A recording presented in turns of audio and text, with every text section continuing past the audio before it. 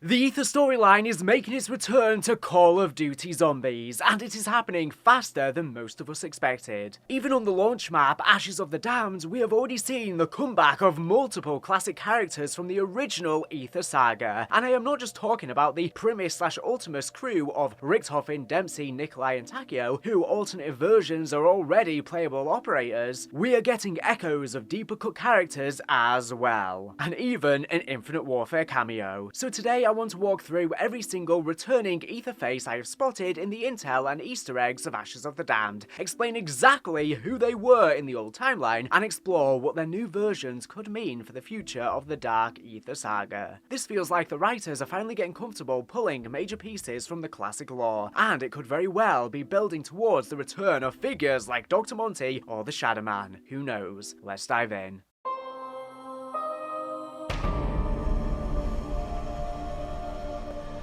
The very first classic character to be officially confirmed for Black Ops 7 Zombies was Dr. Yuri Zavoyski. He showed up in pre-launch marketing material, and then he became a central figure in the backstory of the Zarya Cosmodrome section of Ashes of the Damned. In this new Dark Aether timeline, Yuri is a brilliant but deeply frustrated Soviet scientist. During the Second World War, he worked on an unfinished super weapon called the Generator Kyosa Zavoyski 45. Fast forward to 1968, and he is stationed at the Zarya Cosmodrome, working under Anton Gersh on something called Project Thunder, a classified Soviet space program whose goal is to assemble and launch a massive rocket. One day, while Gersh is running a routine inventory check, Yuri stumbles across an ancient, leather-bound book that was never catalogued. The moment he opens it, a voice speaks directly into his mind. How long are you going to stay in his shadow, Yuri? You helped make this rocket a success. You could just as easily turn it into a failure.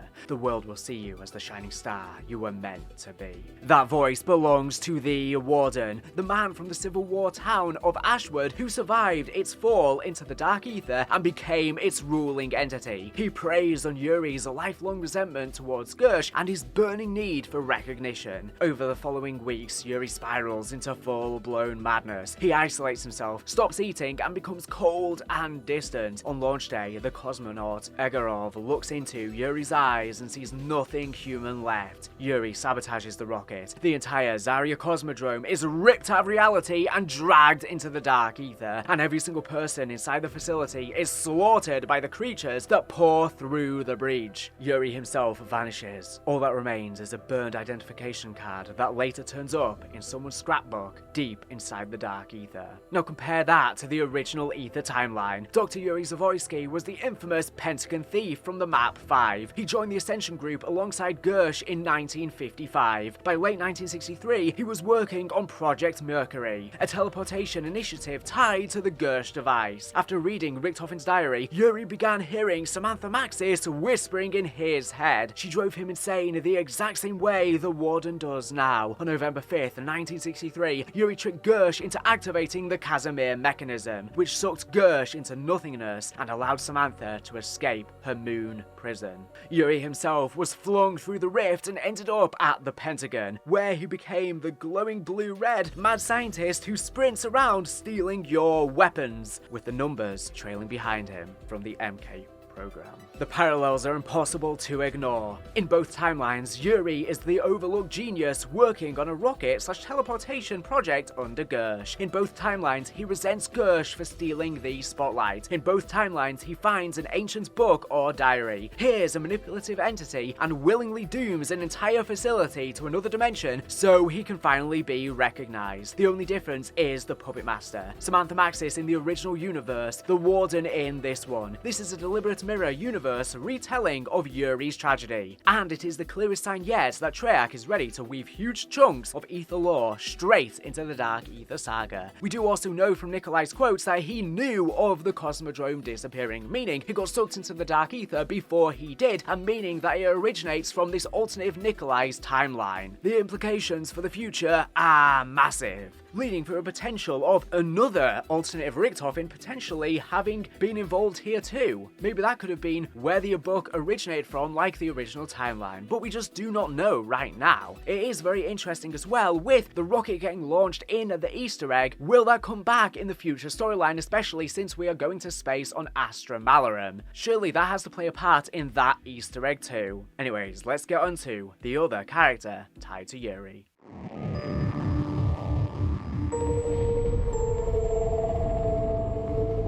Speaking of Gersh, he is the second classic name to appear, and the dynamic is almost identical. In the new timeline, Gersh is the celebrated lead scientist of Project Thunder. Yuri's journal entries drip with venom every time Gersh's name comes up. The Warden even uses Gersh as the main lever to push Yuri over the edge. Gersh will never let your genius see the light of day. We never see Gersh on screen in Ashes of the Damned, but his shadow looms over the entire Zarya section. In the original Aether story, Gersh was Yuri's direct superior inside of the Ascension group. He designed the black hole creating Gersh device, deemed Yuri mentally unstable, and tried to have him removed from the project. Yuri repaid the favor by luring Gersh to the device and trapping him inside the Casimir mechanism for decades until Ultimus finally freed his soul on Ascension, and later destroyed what was left of him in Gorod Krovi. The pattern again repeats perfectly. Gersh is the accomplished authority figure. Yuri is the bitter subordinate who destroys everything out of jealousy, and a higher entity exploiting that jealousy. If Yuri is already back in a major way, it feels almost inevitable that we will meet this new version of Gersh at some point. Maybe as a trapped consciousness, maybe as a twisted dark ether echo, maybe even as an ally who finally understands what Yuri became. Either way, the fact that both men are name dropped together in the very first map tells me the writers are planting seeds for something much bigger. Funny when Gersh is of course based on the accidental bold Richtofen from the Ascension poster that was clearly one of the few retcons by Jason Blundell, accidentally making a mistake in the Milo Spitfire interview. I really like that we're seeing an alternate version of Ascension here with the Zarya Cosmodrome. With Black Ops 7 recently releasing, I know you need help leveling and unlocking stuff in the game, so I have the perfect service to share with you, so stay tuned. Real talk, I was drowning in FOMO watching my squad flex Arclight, Singularity, etc. camos and high prestige ranks in Black Ops 7 whilst I was stuck grinding like it was my second job. Between my personal life, hobbies, and long hours scripting and editing content, I almost have 0 hours to spare. Not enough time for repeating the same camo challenges over and over, getting smashed in sweaty lobbies full of cheaters and toxic teammates, all the tediousness of zombies grinding. Sessions get stressful, not fun, or just plain out boring, and I was burning out hard, ready to quit the game I actually love in moderation. Then I discovered skycoach.gg, and it flipped everything. They have a team of legit pro players who hop on your account while you're offline and handle the grind for you, level you up fast, unlocking all of the insane camos for all 4 modes, prestige boosts, whatever you need. It's legit. It's like hiring a pro to do your gaming homework so you can jump straight into the good stuff without the frustration or falling behind on seasonal rewards. They've already helped over 200,000 gamers, and it's 100% safe with 24/7 customer service support. Now I'm fully caught up, no more sidekick vibes, I'm right there with the crew, flexing and having fun. If you are tired of the grind, burnout, or feeling left out, go to skycoach.gg right now, use the promo code TGR10 for 10% off your first order. That's TGR10, shown right there on screen. Links in the description. Click it, level up, and get back to enjoying Black Ops 7. Let's go, and a huge thank you to them for sponsoring this video. I hope it helps you out a ton like it has done for myself.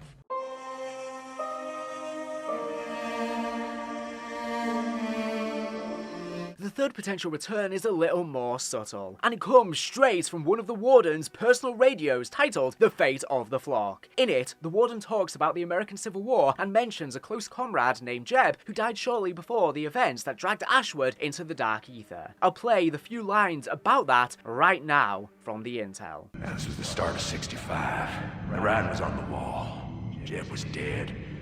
They're taking a real beating at Franklin. So, what we seem to learn in the intel is that Jeb was gone, took a bullet at Yellow Tavern the year before, the finest cavalry commander the Confederacy ever saw. When he fell, it was like the eyes of the army got put out. The original Pack-a-Punch is also returning on Astra Malarum. Potentially the Forge, the repaired remnant of the old Pack-a-Punch thrown into the Dark Ether and rebuilt by Zykov, was permanently destroyed after Tessie's previous rider attached the core to the vehicle. But who made this this new iteration of the original Pack-a-Punch? Does it come from an alternative Group 935, potentially from new Richtofen's home world, or maybe this new Jeb had the skills to do so? But it was the Keepers who aided him before, so who else would have had the aiding capabilities? I'm sure we'll find out on the map whether it's Jeb or another Shadowsmith or some other entity who might have aided humanity in the universe Astra Malorum is sucked in from to rebuild the machine. However, the mention of Jeb in the intel may not actually be Jeb Brown. At first glance, this sounds exactly like Major General James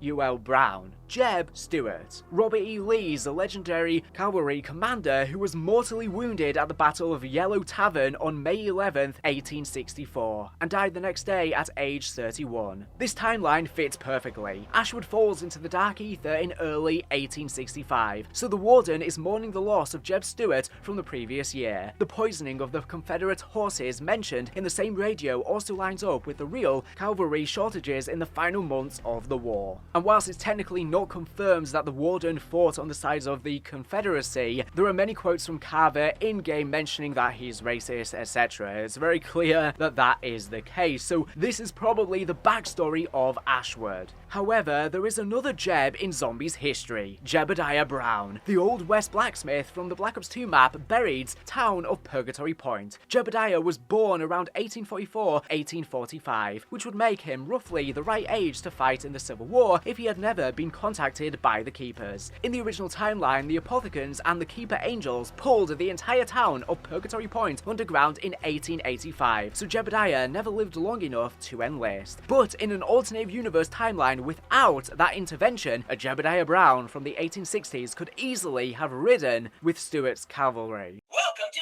Ashwood, site of a massacre so large they decided to bury the whole town. Ashwood itself already feels like a spiritual successor to Purgatory Point, a remote American frontier town swallowed by another dimension, overrun by the undead, ruled by a powerful entity that feeds on suffering. Folk will call you a lot of things over the years.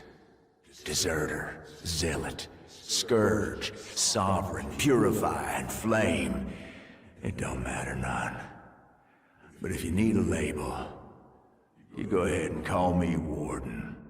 And it's of course even where Tessie is stationed, and where there is even the garage for her, that of course is where you upgrade it to make it the Pack-a-Punch machine. Again tying to Jebediah's origins with being the inventor of the Pack-a-Punch, the Forge as it's called in the Dark Ether timeline. And the theme for the map is even called Buried in Ashwood, which is why the Warden says at the start of matches that he's been referred to as a scourge or a deserter in the past. Whether the Warden's referring to the historical Jeb Stuart or an alternate version of Jebediah Brown who actually lived long enough to fight and die in the war, the name drop is too specific to be a coincidence. It is another deliberate thread connecting the classic Ether universe to this new Dark Ether nightmare, and it makes the Civil War era feel like it is going to matter a lot more as the storyline progresses. I mean, technically speaking, it could even be Jeb Stuart and an alternative version of Jeb Brown in one. That's just the way the multiverse works. It very well could be the case. And I find this very interesting as well because before the map came out, everyone was speculating that the Warden was in fact Jeb Brown, just due to the fact him being an old Western figure. But now we of course know that to not be the case. But it would be so interesting if instead it's a bit of a twist on that theory where he knew Jeb Brown but isn't Jeb Brown himself. Anyways, let's continue.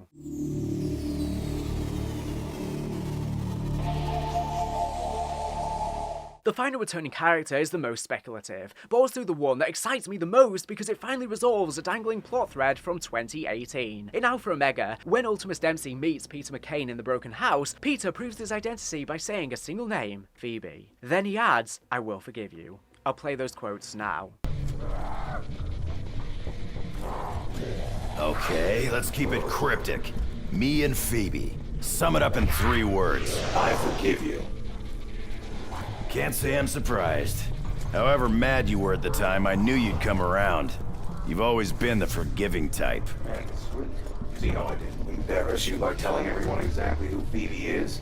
The line always felt like it was teasing some heartbreaking love triangle between Dempsey, Peter McCain, and a woman named Phoebe. But Black Ops 4 ended before we ever learned the full story. Fast forward to Ashes of the Damned, during the main Easter egg, if you interact with Dempsey's Vietnam-era dog tags near the crashed Soviet rocket, the Shadowsmith forces you into a memory vignette set inside Dempsey's mind. We see Tank Dempsey in Vietnam meeting a version of Gregory Weaver, with no eye patch this time, who works for that universe's CIA-backed Requiem division. Weaver drags Dempsey to an ancient jungle temple that looks almost identical to Shangri-La. While they are securing the perimeter, zombies with glowing eyes attack. Weaver shouts for Strauss to do it, and suddenly Dempsey is forcibly possessed by whatever dark entity lives inside the temple. He transforms into a disciple, potentially injected with the disciple injection made by Strauss maybe in this alternative timeline, and slaughters the Horde to survive. The incident scars Dempsey's soul so badly that he goes AWOL immediately afterwards. The dialogue explicitly states he abandoned his post and found himself in the arms of a woman, whilst the army, unknowing of what actually went down, branded him as a war hero. The Shadowsmith, Vatharion, calls him a coward and a survivor, but the implication is clear. Dempsey ran off with someone rather than face what happened at that temple. Put the pieces together, a mysterious woman named Phoebe was already tied to Dempsey and Peter McCain in the Aether timeline. Now we have a Dempsey from a different universe who goes through a traumatic Shangri-La style event and immediately disappears into the arms of an unknown woman. It is extremely likely that this woman is an alternative universe Phoebe, and that the guilt Dempsey carries is tied to the same love triangle Peter referenced in Alpha Omega. Giving Dempsey a lost love named Phoebe would add an entire new layer to his character, something the rough and tumble Marine never really had in the original saga, and it would finally close one of the biggest loose ends from Black Ops 4. If the style of these vignette mission side Easter eggs continue, maybe we are going to see a Newt New York side Easter egg for Richtofen, Afghanistan for Nikolai, Japan for Takeo, or fully fledged maps. I would not be shocked if Phoebe shows up in person or intel to confirm her name and identity.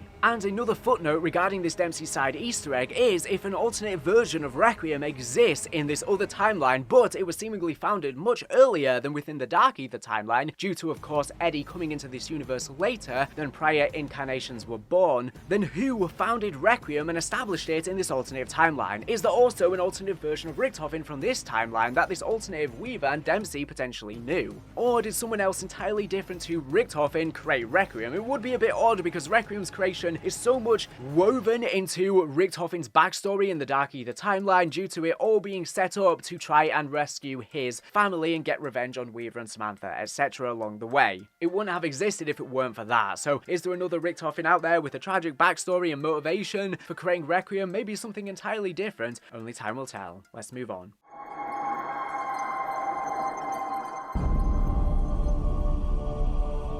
While Willard Wyler does not hail from the Aether storyline like Yuri, Gersh, Jeb, or Phoebe, his potential reappearance fits the exact same pattern of Treyarch resurrecting deep-cut zombie legends through alternative universe twists. This one, however, comes from Infinite Warfare zombies, specifically the map, Raven the Redwoods, and the evidence only grew stronger once we explore Blackwater Lake Cabin in detail. We have some videos already on this topic from before release that I will link on screen and in the description, but some new details have arisen since we finished the Easter egg on Ashes of the Damned I want to discuss as well. Now you might think that this is crazy, an absolute crazy concept that Treyarch would ever consider tying in Infinity Ward canon into their narrative, but Lee Ross did actually propose doing the same to Treyarch zombies, but he never went through with the idea, so it's not totally unheard of. Especially because Lee Ross has long since left and it's unlikely that Infinity Ward are ever going to continue that storyline, so this is a way to pay homage to that storyline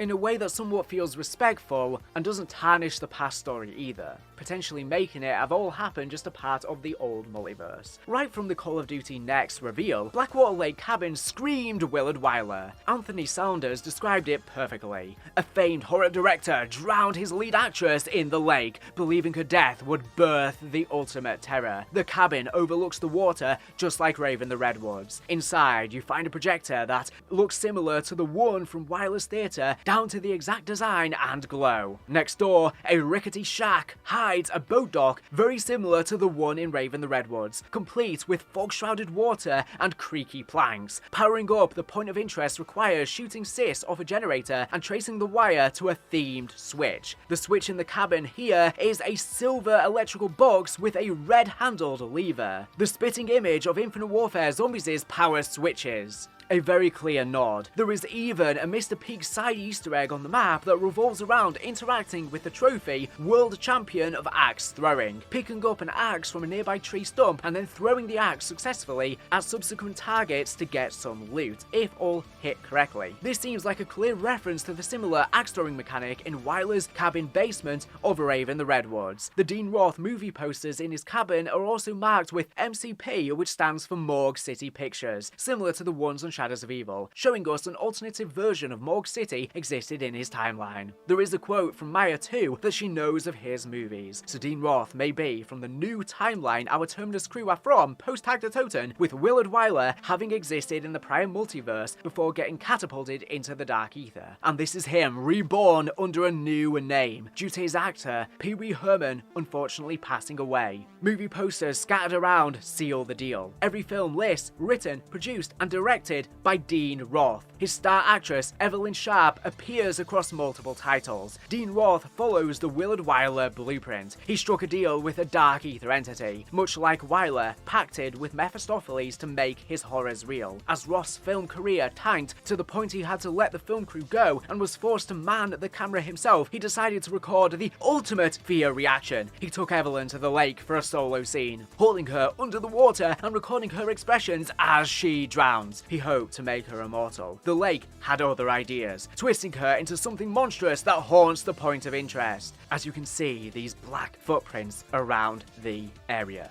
Playing the map confirms nothing disproves this. If anything, the Intel audio logs make Dean Roth sound even more like an alternative Willard Wyler. I'll play them now. All right, Evelyn. Breathe. Let's run it again, just like we rehearsed. They watched me in the silence, their eyes like glass. I don't know if I'm still in the scene or if I've gone mad. No. You hesitated again. Dean, we've done this over and over.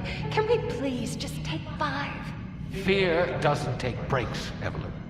This isn't about fear. I'm just tired. Even when you're tired, you can still be afraid. Surely you know that. I know, but when I'm tired, it's harder to express the fear. No, it's not hard. You just need to feel it. Can you stop interrupting me? Maybe it would help if I actually had silence. I am the director, not you. Maybe we should take a break. He's not directing me anymore. He's watching me. All the time. Even when the camera's off. We still have work to do. Don't keep the audience waiting. There's no audience, Dean. You fired everyone, or they left. I'm the only one still here. We don't need the crew, Evelyn. The picture's final scenes are just between you and I. What about the producers? The studio? Surely, when word gets back... They know I always deliver. They trust me. This is our 6th project together, Dean. You have to know this can't go on forever. It will be our masterpiece, Evelyn. The ultimate celebration of terror. And then? Then, the spotlight will finally be where it belongs. It's dark, dear. Surely whatever this is can wait until tomorrow. Camera rolling. Scene 27, take 1. Let's make them feel it, Evelyn. Dean, stop this. This isn't a scene. There's no crew. There's no one here but us.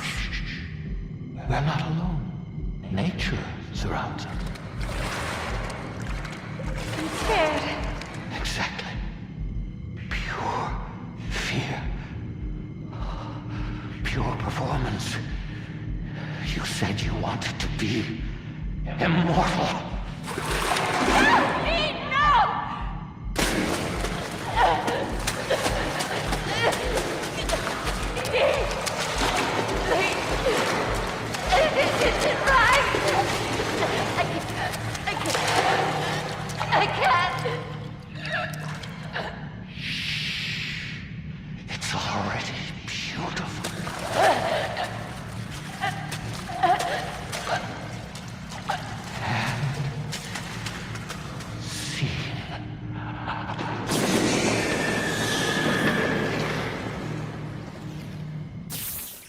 The voice direction nails that creepy, unhinged, quiet and disturbed vibe, full of creeping menace. It is the kind of performance Paul Reubens originated, but likely renamed and recast respectfully after his passing, as he said. I'll play a few clips of Willard Wyler's voice so you can see how similar the inflections sound. Willard! Now do you understand? This is why I chose each of you. There is much to do. Shall we begin? Even when you're tired, you can still be afraid. Surely you know that. I know, but when I'm tired, it's harder to express the fear. No, it's not hard. You just need to feel it. Can you stop interrupting me? Maybe it would help if I actually had silence. I am the director, not you. Maybe we should take a break. Trek avoids complication issues with Infinity Ward by renaming him Dean Roth, just as they reinvented other characters like the Cornelia and Cornelius Purnell, Yuri, Gersh, etc. Blackwater Lake becomes Raven the Redwoods 2.0, pulled into the dark ether because Roth's murders cracked the veil. We also got clarity on the map's announcer, which ties loosely into this. Our early theories pegged it as Mephistopheles potentially, based on the voice sounding similar. But nope, it was Vatharion, the Shadowsmith all along, the big bad you confront and defeat in the Easter egg. Post-boss fight, although it turns out he was captive and under control of the Warden 2 all along, and becomes more neutral after defeating him with a calmer sounding voice. Post-boss fight, the announcer voice on the map shifts to a demonic female announcer, likely the next Shadowsmith queuing up for future maps with Astra Malarum. I'll play a clip of that now. Max Ammo! Max Ammo! Kaboom!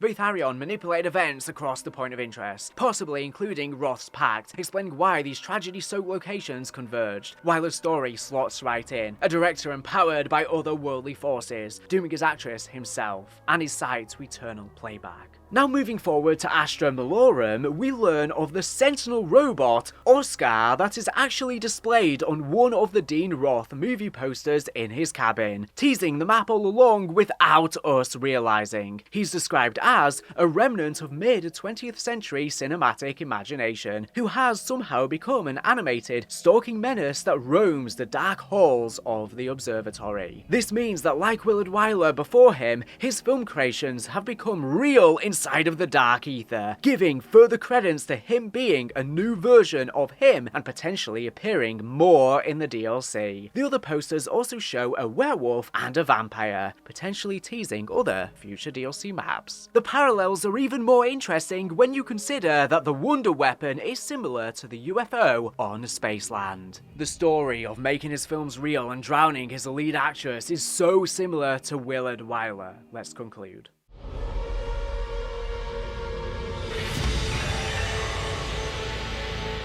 Yuri Zavoyski, Anton Gersh, a Civil War era Jeb, and the long-lost Phoebe, 4 classic Ether characters, some of them extremely deep cuts, are already being woven into the very first map of Black Ops 7 Zombies. The writers are building deliberate mirror universe versions that keep the core tragedies intact while fitting perfectly into the dark Ether framework. This is the most direct Ether integration we have seen since Black Ops Cold War, and it only took one map to make it feel natural and earned. It's also been interesting to see the sort of multiversal variant type of storytelling that was at home in the Ether story, and was what made Black Ops 3 and 4 so interesting, and now it's being applied to the dark Ether characters. As we learn about alternate versions of Weaver, Requiem and Strauss from Dempsey's home timeline, it begs the question, and what others from the other original characters returning home worlds? So my question to you is, who do you want to see next? Do you think Gersh will show up as a trapped soul like he was on Ascension? Are we going to meet this universe's Jebediah Brown building an early Pack-a-Punch machine? Is that what Tessie is? Will Phoebe actually become a supporting character when we dive deeper into Dempsey's past? And how far do you think they are willing to go? Will we potentially see much larger characters like Monty, the Shadow Man, maybe even Victors themselves, since they were literally cast in the dark ether? They make the most sense. Drop your predictions for who's going to return in the future maps down below. I think the storyline's really ramping up here, and I love how they're tying everything in with the past with these alternative versions. If you enjoyed this video, please hit that like button, consider subscribing, and turn on the bell so you don't miss the next breakdown. We have have an entire season ahead of us, and it is already looking like one of the best zombie storyline games in a while, after Black Ops 6 was clearly a miss. Now, I don't want to get ahead of myself because I do feel like Black Ops 6 started very strong, but that fell off a cliff, so we'll see if Trek can maintain this consistency the whole game, and if it can all wrap up and tie together and culminate well. At the moment, though, this does feel incredibly refreshing after Black Ops 6 felt subpar in a lot of ways. Thank you for watching the video. Make sure to subscribe if you're not here for latest and greatest Call of Duty news and information. So anyways, thank you for watching, and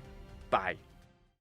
To conclude this video, I want to shout out the fact that I finally decided to make a Patreon and Cameo account, both of which will be linked below if you want to help support the channel. On Patreon, you can sign up for the lowest tier of just $1.50 a month to get exclusive access for my Discord, where we can discuss zombies lore, trivia, or whatever you desire. A place where you lot, my community, can better connect. Your names will also appear at the end of videos thanking you. For $5.50 a month, you get all of that, and I will be doing exclusive monthly Q&As. And for $16.50 a month, you again get all of that, and I will be doing exclusive lore videos, such as unpacking niche parts of the Trek documents I've been breaking down on my channel that don't as much suit a main channel video. For the highest tier, only for those with the ability to and who really want to help out the channel, you get special bonuses I've yet to determine and verbal shoutouts at the end of every video. Over on Cameo, I can do funny videos reading lines from zombies, memes like how do we tell him, birthday wishes for friends or family, or whatever else you desire, practically anything. Of course, none of this is necessary, just watching and enjoying the videos helps me immensely and I greatly appreciate it. However, I think it's about time I start setting up additional revenue streams because Zombies' popularity is tumultuous and always goes through ups and downs. As I'm sure you've lately seen on the channel, viewership is down a lot. We go through big highs when new games release, but then during these drought periods, I need more income stability so I don't have to worry as much about it and I can focus more on improving the quality of the content. My highest quality videos are not always the ones that best please YouTube algorithms, so instead, this way I can produce my best work knowing I don't have to think as much about how well the content's going to perform. So if you'd like to support me on Patreon for exclusive content or would like a simple Cameo message, you can do so to further support me via the links below, but only if you can afford it and you actually want to help me. Don't feel like you are forced to, don't worry, I'll survive. It would just help relieve some of the pressure during inconsistent periods on the channel, so I don't have to solely rely on AdSense revenue and still maintain the sheer quantity and quality of content that I put out. Obviously, I pump out literally a boatload of content, and some of these are absolutely crazy projects over hour-long videos, so it's a lot on my plate, especially when these videos don't perform particularly well. And I've not been doing many sponsorships lately to help supplement revenue either, so it would greatly help. Thank you for any generous person once again who does kindly support the channel. It means the absolute world and will really help keep this boat afloat.